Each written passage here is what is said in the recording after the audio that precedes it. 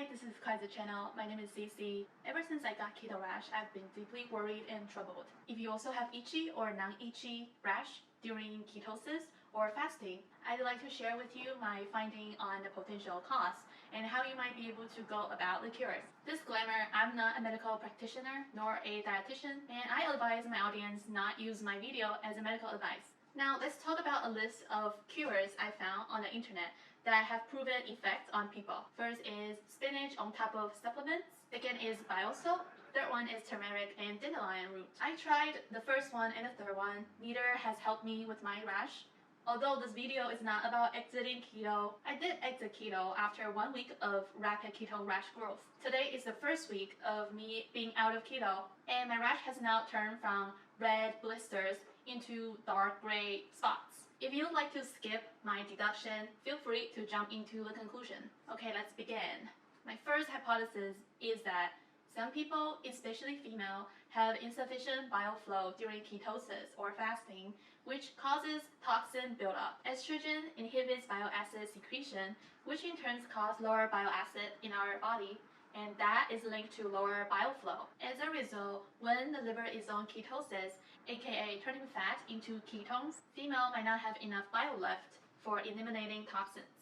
Fasting has linked to lower level of bile flow. Some people has tried biosalt supplements which really help them with keto rash, and I suspect this is because when there's a higher canocular biosalt level, our body's bile flow also increases. So if the biosalt supplement works for a lot of people, this probably means a lot of people don't have enough bile flow in their body when on keto diet or fasting. My second hypothesis is that sweat glands will excrete some of those toxins not broken down by bile or excreted already, and some people's skin tend to be reactive to such toxin in their sweat. Lots of people on ketosis or fasting have constipation problem, which can lead to toxin buildup, and sweat glands could be the alternative way for excretion. I also found out each YouTuber who showed that they have keto rash have different locations for the rash. Some have it under armpit, some have it under neck or the back. Mine was on the neck, my front chest, and a little bit of my back. Since each person's sweat glands are on different locations, that explains why some people have different locations for the rash. Although there have been articles claiming that toxins can't be excreted from sweat, backed by scientific research, some toxins are actually preferentially excreted from sweat.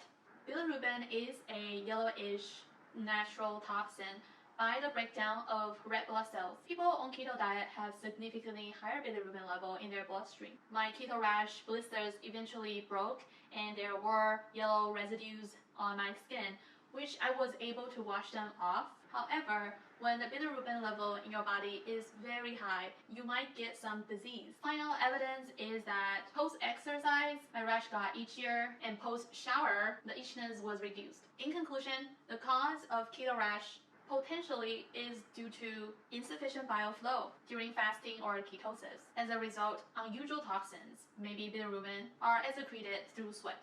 So here are my tips based on this potential cause, and I have personally tried some of them. They work pretty good. First one, eat bio-friendly food. You could follow a gallbladder diet, which means you would like to eat more citrus fruit, dark leafy vegetables like spinach. Second, instead of ramp up your carb intake, reduce your fat intake. This helped me greatly during my recovery process. After I get out of keto, I still had a hard time recovering my rash, and that got worse when I have high-fat food such as ramen, a lot of avocado oil in my salad, pork or beef. Third one is eat less bilirubin-inducing food. So less red meat, less saturated or trans fat. Fourth is try green tea. It worked for me. Not that it cured my keto rash, but it definitely made my recovery process a lot easier. Next is use a soap to shower in cold water and reduce sweat. It worked for me. I started using a homemade soap, and immediately after the shower in cold water, there is a good while until sweat accumulated and made me itchy again. The next one is to reduce contact with the rash. During my rash, I put my hair up most of the time. I try to wear tight clothes that wouldn't move around to create contact with my skin. Last but not least is try to sleep more. It worked for me. I wasn't able to sleep due to the itchiness for almost 1 week.